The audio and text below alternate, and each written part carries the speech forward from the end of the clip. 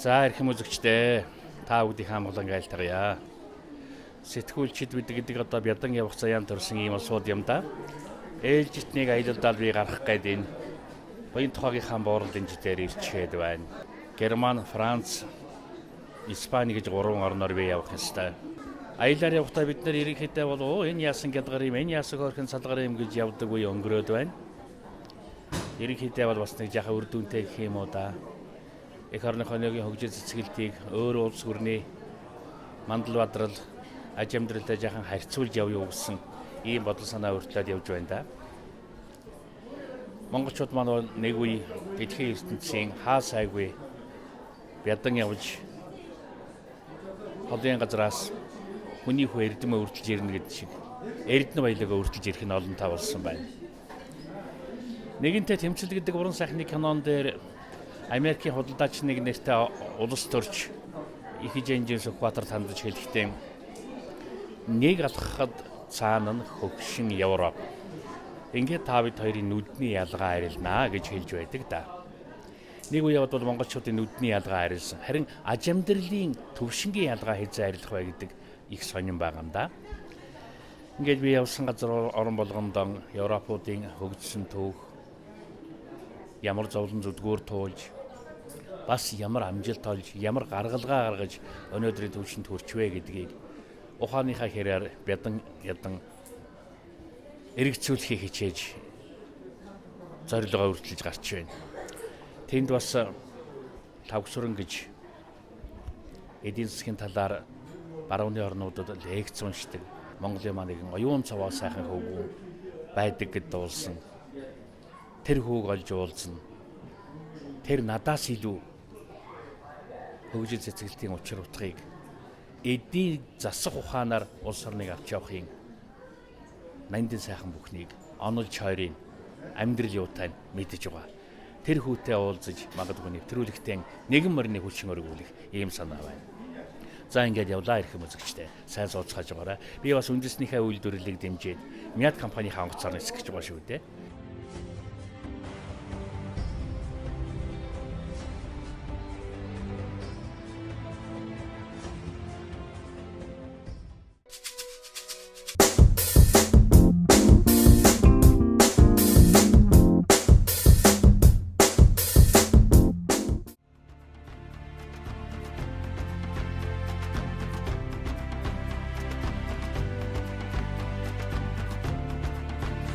Холбооны бүгд найрамдах Герман улсын нутаг дэвсгэр нь 357,021 км², буюу Монгол орноос 4 дахин бага нутагтай. Хүн ам нь 81 сая. Дотоодын нийт бүтээгдэхүүн нь дэлхийн 3-т ордог. Дэлхийн хамгийн том экспортлогч орнуудын нэг юм. Нэг хүнд ногдох дотоодын нийт бүтээгдэхүүн нь $40,000. Хамгийн том хот нь нийслэл Берлин хот.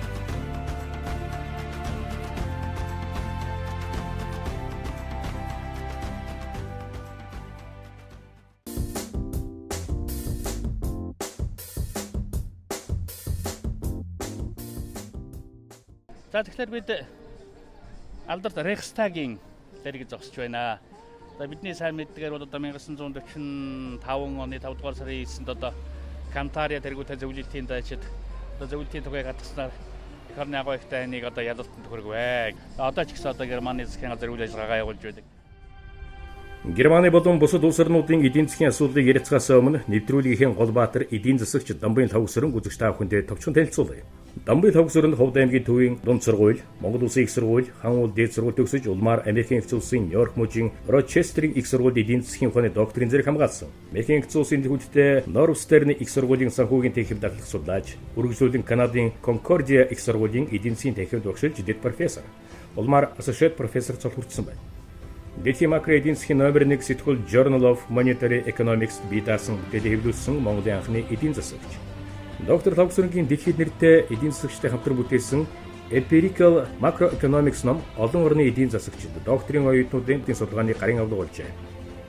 Доктор Тавгсран эдийн засгийн чиглэлээр гардаг Америкийн нэгдсэн улсын нэртэй Journal of Labor Research сэтгүүлийн редакцийн зөвлөлийн гишүүнээр ажилладаг. Тэр ийм чансан өдөртөө сэтгүүлийн редакцид сонгогдсон ажиллаж буй Монголын анхны эдийн засагч юм. Хөгжилтэй улс орнуудын эдийн засгийн бодлогын амин чухал асуудал юу вэ? Эдний ерөнхийдөө гол хөгжлийг нь тодорхойлж байгаа юм болохоор одоо хөдөлмөрийн бүтээмж буюу одоо нэг цагт хийх одоо ажилтны нэг цагт хийдэг одоо бүтээмжээр бол нэлээд өндөр тийм юм байна. Энэ одоо ажилгүй хөлмөргүй байхыг л одоо үздэггүй шамардгүй юм зү тийм. Одоо эднэр бол та одоо ингэ сайн анзаарах юм бол хэвлэл мэдээлэл тэгээд одоо сонингийн эхний нүүрэн дээр одоо юу ярьдаг вэхээр зөвхөн ажилгүйдлэл их ярьдаг, ажил эрхлэлтэй ярьдаг, сайн ажлын байрыг бий болгох тухай ярьдаг. Эдийн засгийн бодлогын үндсэн зорилт нь 1.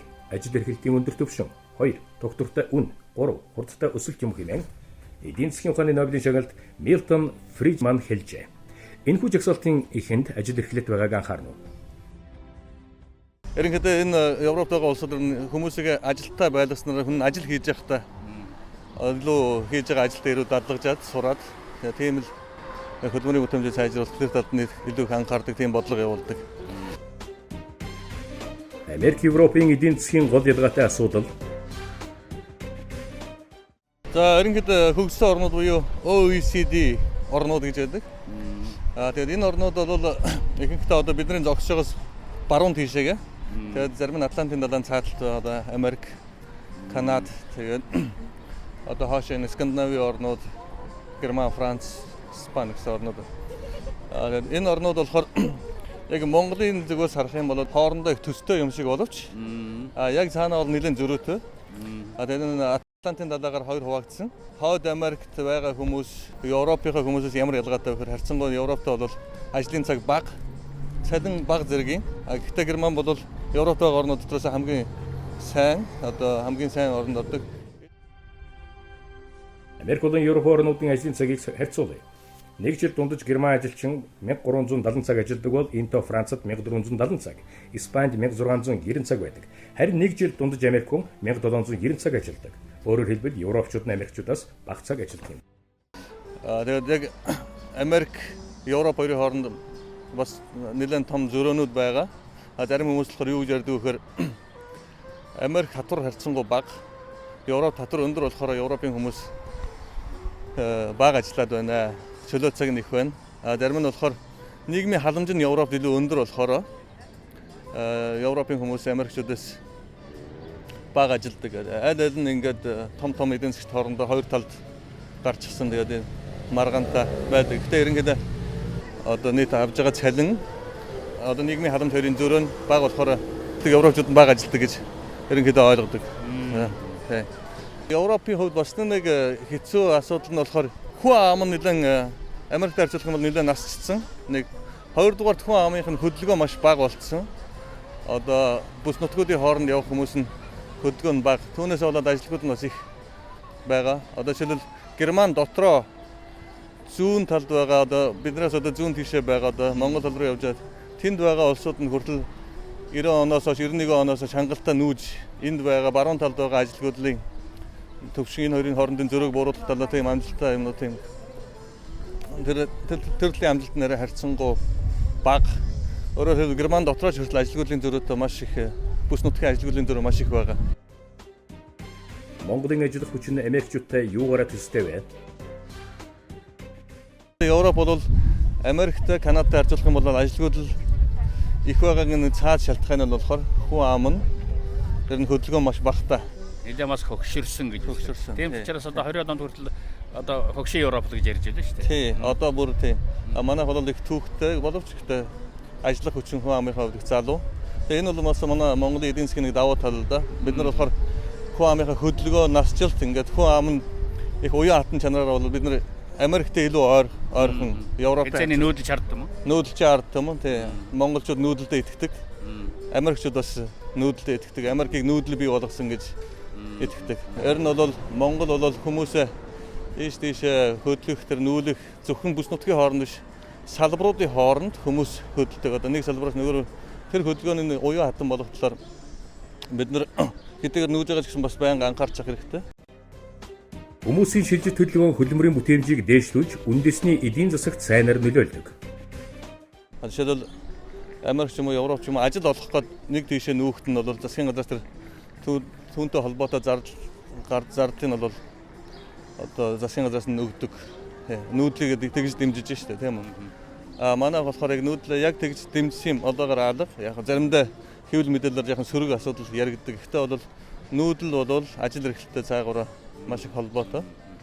Тэгэхээр Баабар нэгэнтэй бас бичсэн шүү дээ. Цуглж авчиж яагаад хөгжиё гэх. Тэгээд нөгөө Монгол улсын одоо иргэн хаан чамдрах хэрэгтэй гэж одоо заасны дагуу за заримдаа яг төвлөрөл их болж байна гэж ярьж ил байна. Төвлөрлийг сааруулах тухай юм яригдаад байна. Энэ бас эдийн засгийн үүднээс тайлбарлавал юу вэ? Сөрөг үү, эсвэл магадгүй эерэг үү? Хүмүүсийг бол ер нь ухаантай амтан гэж эдийн засгийн ухаан судалдаг. Тэгээд юу гэсэн үг вэ гэхээр аливаа хүн нүүн гэдэг бол өөрийнхөө сайн сайхны төлөө эдийн засгийн сайн сайхны төлөө нүүж гин гэж ойлгодог. Тэгээд ер нь тэгж тайлбарлаад явахаар хүн амын нүүдлийн чиглэлийг ойлгоход маш ойлгомжтой байдаг. Жишээл одоо манай малчин хүн байна. Малчин хүн одоо малаа сайн тарга твэр авахыг гэвэл хаана байлгах вэ гэх юм бол илүү ногоотой газар ус үлчээр сайтай, тийм зуншлах сайтай газар руу малаа отролоод явдаг. Түүнтэй адилхан бид нар бас бодлого боловсруулж байгаа хүмүүсийнхээ зүгээс яах ёстой вэ гэхээр эдийн засгийн үр ашигтай байгаа газар руу хүмүүсээ шилжүүлэх маягаар явах юм бол ерөнхийдөө нийт эдийн засгийн өсөлт нь сайн байдаг. Тийм. Ер нь цаана хөдөлмөрийн бүтээмж сайтай газар руу хүмүүс нүүж ийн гэж. Өөрөөр хэлбэл аж амьдралыг ирээд нүүж байна шүү дээ. Тийм. Ер нь аж амьдрал тийм. Орлого болон ажил эрхлэлтэй сайжруулахын тулд нүүж байгааг ойлгож байна.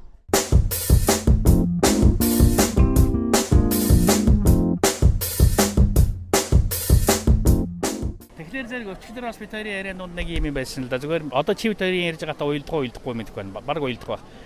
Хүн нэг мэргэжилдээ үнэнч байж одоо тогтвор суурьшилтай ажиллана гэдэг бол бас яг одоо цаг үедээ бас нийцгээ байчжээ гэж. Тэгэхээр энийг та нэг задлаад хэлээч. Олон мэргэжил эзэмших ёстой юу? Юм руу самжих ёстой юу? Эсвэл одоо зарим хүмүүс өөрөө гүнзгээрээ нэг юм руу гайхтар орж явах жишээтэй. Бяцаас чимчих зөвхөн хорууны эмчүүд яаж явах жишээтэй. Энэ сайн юм уу юу? Тийм. За бид өөр дундаж тоо хэлье. Одоо жишээл хөгжсөн орнуудад жишээл Америкт жишээл нэг хүн ажиллаа одоо 3 жил юм уу 4 жил болоо сольдог. Тэгээ энийг бол нэг тийм муу гэдэг байдаггүй. Гэтэл Италид болохоор нэг хүн 11 жил ажиллаж яж өөр ажил руу шилждэг ч юм уу. Тэгээд ингээд хүмүүс төр тоогын судалж үзээд одоо жишээл Нью-Йорк их сургуулийн профессор Флинч гэдэг юм. Энэ хүн судлаад Италид нэг хүн ажилд орохоор их удаан байд юм байна. Бас нэг хүн ажилласаа гарахаараа бас ажилд орж чадахгүй их уддаг. Тэгээд энэ болохоор Америкт болохоор хурдан ороод гараад хурдан ороо гараа явцдаг. Тэгээд дундажаараа ингээд аваад үзэхээр тэр эдийн засгийн ажил руу ороод хурдан гарч байгаа тэр хөдөлгөөн нь болохоор ер нь нийт эдийн засгтаа маш сайн гэж үздэг. Одоо шил хүмүүс бүр мэрэгжлээ сольж байна. Одоо шил өнөөдөр жолооч байсан хүн маргааш тоогооч болж байгаа. Энэ магадлал жилд хэдэн хувийн солихгүйгээр 20-оос бараг 40% нь хөгжсөн орнууд солио явдаг. Тийм. Тэгээд энэ эдийн засгтайгаа амьдраад явах ямар нэгэн салбарт очих юм бол тэндээ дасаад явах тийм л хүмүүсийг л эдгээр гаргаж ирж байна да. Одоо яг өндөө бол яг нэг жолооч болсон хүн насаараа жолооч хийгээд явна гэж байхгүй байх нь шүү дээ, тийм үү? Мэргэжлээ одоо насан туршдаа 5-6 удаа солилцсон хүмүүс бол зөндөө.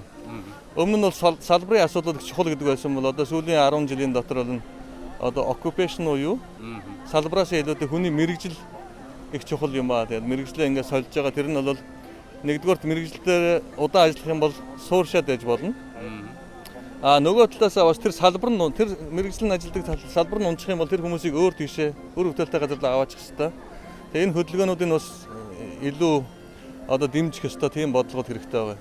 Зөв. Тэтгэний хандлага юм болчихжээ. Тэгэхээр манай чинь бол социализмын үед одоо тогтвор суурьшилтай он даан жил ажилласан тул тэгэл одоо сайн шал юм хин дээр бичгтэй шагнал тодорхойлохтой бичдэг байлаа шүү дээ. Тэгэхээр байд манад ямар байна вэ байдал? Манад бас одоо тийм мэргэжил авдан дахин таны хэлдгээр одоо зүгээр сайн зүгээр хошигноод хэлэхэд одоо хүмүүс одоо авахын тулд ажилласаа гарахгүй удаж байгаа нь Монголын эдийн засгийн ямар сөрөг нөлөөтэй вэ гэдээ бодох юм бол нэг тоо гарах байх. Тийм үү? Ягаад тэр би нэг 8 жил 10 жил ажиллаж яаж одоо авах юм байна гэдэг хүн чинь ажиллаж солихгүй байгаа шүү дээ. Гэтэл ажлаа яагаад солихгүй байна вэ гэдэг нь тэр одонгоосоо болоод ч юм уу ямар нэгэн хэмжээгээр тэр өшөө олж болох боломжуудыг өөрийгөө боловсруулах тэр боломжуудыг ингээд хааж ийн гэсэн бодлоготой ярьж болно тийм. Тийм учраас одоо одонгийн одоо далд сөрөг татна гэх юм бол тийм байж магадгүй олон давуу тал байгаа бах тийм.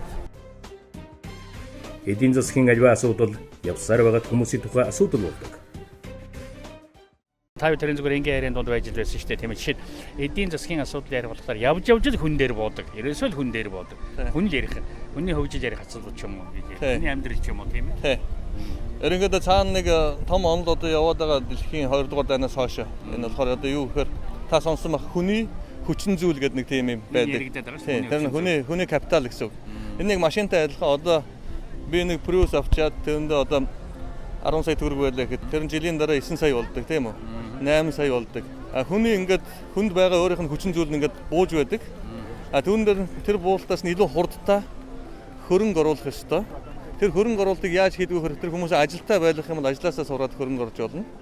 Айлсгүй тэр хүмүүстээ одоо боловсролтод анхаарч болно. Тэр нийт үндэснийхээ хэмжээнд бид нар хүмүүсээ одоо тэр капиталаа алдаж яхад нь тэрнийх нь илүү хурдтай одоо хөрөнгө оруулна гэсэн үг. Өөрөөр хэлбэл голын урсгал сөрөөд явж байгаа завь гэж байх юм бол тийм үү? Тэр голын урсгалаас илүү хурдтай тэр завийг хөдлөх тухай ярьж байгаа. Дунд сургуулийн 3 дугаар ангийн бодлого. Завчин тогтмол усан 4 км цагийн хурдтай явдаг. Голын урсгалын хурдыг 3 км цаг гэж үзье. Асуулт 1. Завчин урсгал сөрж цагт хэдэн км хурдтай явах вэ? Хариулт. Дөрвийг хасах нь 3, тэнцүү 1 буюу голын урсгалын эсрэг 1 км цагийн хурдтай явна. Асуулт 2. Хэрвээ завчин тогтмол усанд 2 км цагийн хурдтай явдаг бол завчин уг голын урсгал сөрж ямар хурдтай явах? Хариулт. Энэ тохиолдолд 2-оос хасах нь 3, тэнцүү хасах 1. Өөрөөр хэлбэл завчин урсгалын эсрэг явж чадахгүй. Харин урсгалын дагуу 1 км цагийн хурдтай явна. Урсаад явна урсгалын эсвэл урууддаг юм эсвэл байрандаа байгаад байна. Байрандаа байна. Урсгалын эсрэг хүчүүлж байж тэрнээс илүү хурдтай байж гэмээр Хүмүүстэй хөрөнгө оруулах хамгийн сайн арга зам нь тэдний ажил эрхлэлтийг дэмжих явдал юм.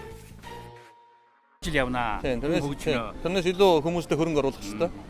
Тэгээ одоо бид нар мөнгө төгрөгийн тухай ярьж байгаа, уул уурхайн тухай ярьж байгаа. Тэгэхээр уул уурхайн мөнгийг хүн рүүгээ оруулах тухай ингээд янз бүрийн чиглэлээс нь ярьж байгаа. Ер нь хүүхдүүд рүү оруулж байгаа мөнгө бас энэ толботой. Ер нь бол тэгээд хүн ажил хийж ижил юм сурдаг тийм үү? Тэгдэг. Одоо Германаас энэ төр гарсаад Англи хүртэл хэлсэн байдаг ш тийм үү? Хүн хөдөлмөр хүнийг бий болгосон. Бий болгож. Тэр онд одоо ч гэсэн хуучраагүйгээр бол бид нар социализмын онжилүүдгээ тэрнийг яхан мартахад хүрсэн байна. Тэгээ Марксийн капитал ч гэсэн өнөөдөр бас үнэтэй биз? Тийм, Маркс бол бас энэ Герман гаралтай хүн. Одоо ер нь бол дэлхийд штатлалтаараа одоо хоёрд орж байгаа хүн бол Библи гэдэг номны дараа Иесус Христийн дараа одоо хоёрд орж байгаа хүн Карл Маркс шүү дээ.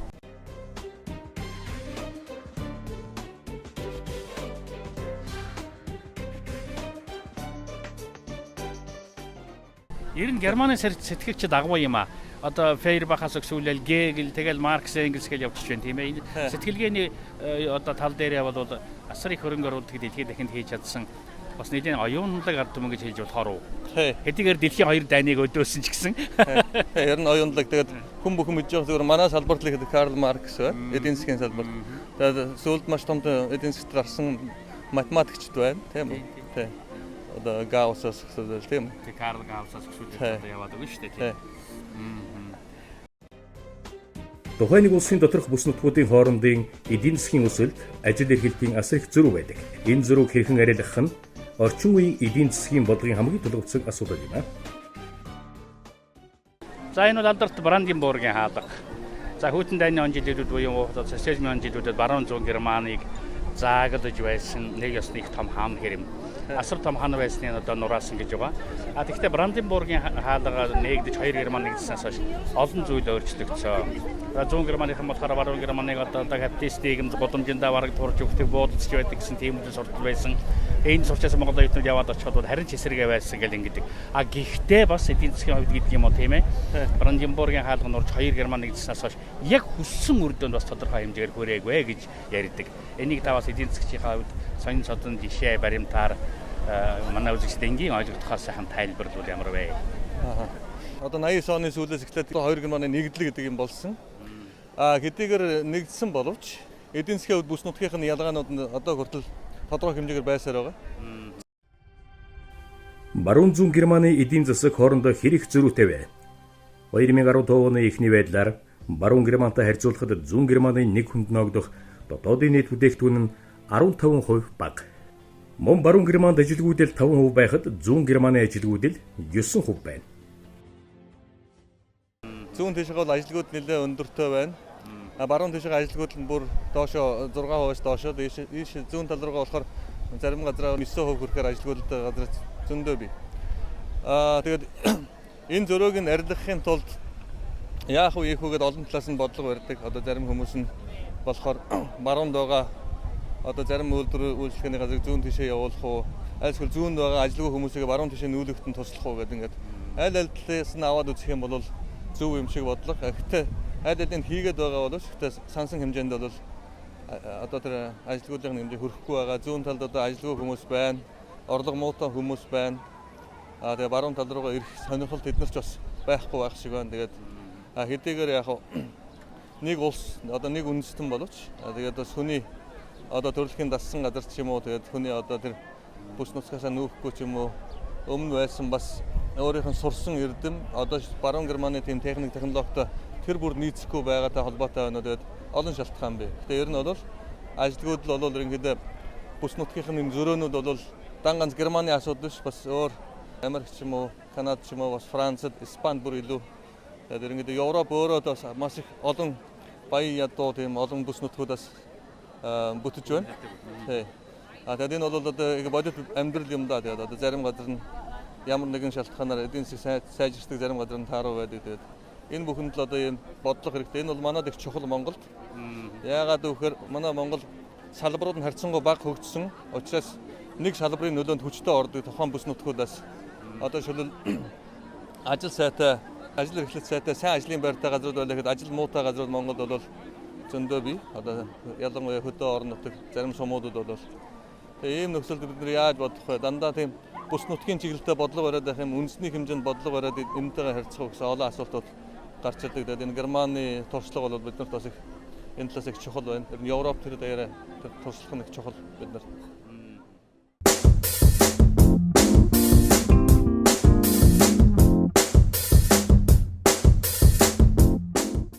Тэгэхээр одоо бас нэг машин дотор одоо бид нэр зөвлөж явж байгаа хүмүүс бас ярьж ирсэн за монголчууд тийм ээ. Тэгэхээр зэрэг одоо энэ зүүн Германд одоо ажил хийх хүсэлтэй хүмүүс нь бол магадгүй баруун Германд хүрчээд юм ажил хийгээд одоо энэ хоёр Герман нэгдсэн явдлыг одоо сайшаадаг. Зарим нь болохоор зэрэг бол ажилгүй хэсэг нь болохоор зэрэг зүүн Германд одоо байж байгаа. Социализмын үеийн тэр нэг хангалтыг одоо санагалзах явдал байна гэж. Бид ч гэсэн одоо нэг малыг хувь тараагаад одоо нэгдэл харснаас хойш зарим агчтай уулзаж байхад одоо энэ нэгдлэг сайхан байжээ. Өвсдөөс энэ булгаад өгчдөг, машинаар нь үлгээд өгчдөг, ядарсан цаг тусалчихдаг. Одоо энэ мал хувь шинжигч чинь хамаг юм толгой дээр буугаад хэцүү юм аа гэдэг. Социализм эргэн санагалзах үзэл бас байгаад байх шиг байна. Тийм ээ энэ Герман ч гэсэн бас тийм үзэл байх шиг байна гэж хүмүүс яриад байх юм. Энэ хэрэг зэрэг бодит тав хэрвээ тийм байгаа бол энэ одоо үндэс бодлын зөрөө юу одоо зөвөр миний хувьд бол яг сэтгэл санааны асуудал зөндөө байгаа бах.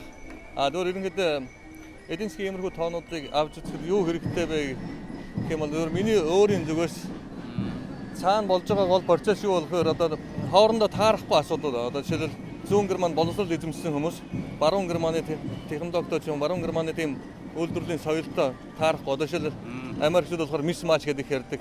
Ажлууд байгаад байдаг. Гэтэл тэнд нь ажилгүй хүмүүс бас байгаад байдаг. Хооронд нь нийлүүлээд тэр хоёрыг нийлүүлээд ажил эрхлэлтийг нэмэгдүүлж болдоггүй. мэргэжлийн төвшин хүрдэг үү? Мэргэжлийн төвшин хүрэхгүй юм уу? Айлсгүй энийг ер нь нэг талд нь буруу өгдөггүй зүгээр хоорондоо тааш тохирох талдаа. Тийм дээ. Одоо эрэгтэй эмэгтэй хүнээр ярих юм бол одоо энэ бөөн залуучууд байдаг, энэ төхөөгнүүд байдаг. Хоорондоо нийлж суудаг. Ойлголцол бас нэгэн зай байгаа юм байна. Цаг хугацаа хэрэгтэй байгаа юм байна тийм ээ.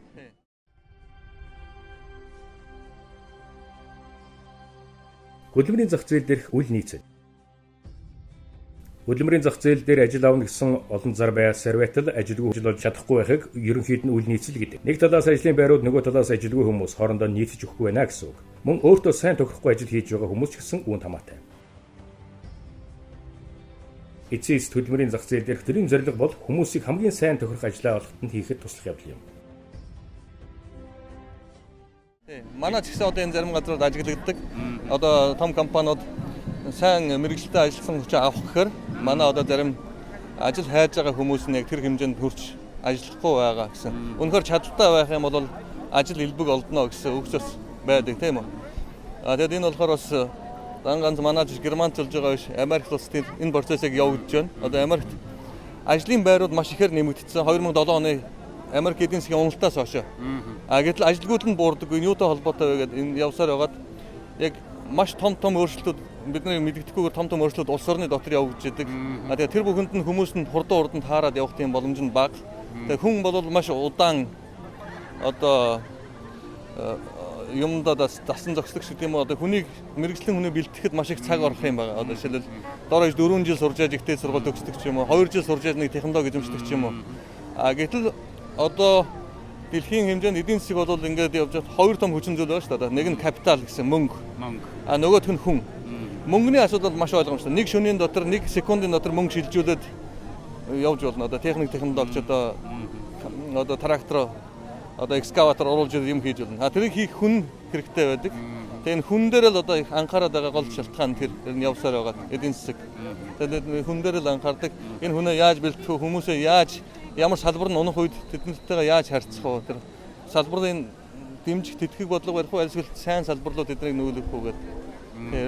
Тэгэхээр хүний хөдөлгөөн бол харьцангуй капиталыг бол маш удаан. Тийм учраас энэ хүний хөдөлгөөн төр ажилчдын хөдөлгөөн эдгээр болохоор одоо хамгийн анхаарал татсан хамгийн их олон хүн ажилладаг. Одоо капитал судалдаг хүмүүс илүү одоо хүмүүсийн хөдөлгөөн демографи юм ажил эрхлэлт ажилгүйд энийг судалдаг хүмүүс нь бараг 5-6 дахин их. Хүмүүстэй хөрөнгө оруулах хамгийн сайн арга зам нь тэдний ажил эрхлэлтийг дэмжих явдал юм. Хөгжилтэй орнуудын эдийн засгийг сурвалжиж холбооны бүгд найрамдах Герман улсын нийслэл Берлин хотод эдийн засагч Лавсүрэнтэй хийсэн бидний ярилцлагад хүмүүсийн тухай хөдөлмөрийн бүтээмж, ялангуяа ажил эрхлэлтийн тухай сэдвүүд онцлог байрыг эзэлж байгааг үзэгч та бүхэн анзаарсан биз? Нэвтрүүлгийн эхэнд бид Нобелийн шагналт эдийн засагч Милтон Фридманы үгийг иш татсан. Тэрээр эдийн засгийн бодлогын үндсэн 3 зорилтыг хамгийн ихэнд ажил эрхлэлтийг дурдсан өнөөгийн олон улс орнуудын эдийн засгийн амьдралаас илхэн харагддаг. Үнэхээр ажил эрхлэлт бол улс орнуудын засгийн газрын төдийгүй төв банкны хувьд ч гэсэн амин чухал ойлголт юм а. Жишээлбэл Америкийн их улс болон Европын төв банкны систем нь ажил эрхлэлтийг энэ тэргүүн тавьдаг байна. Энэ талаар тодорхой баримт дурдъя.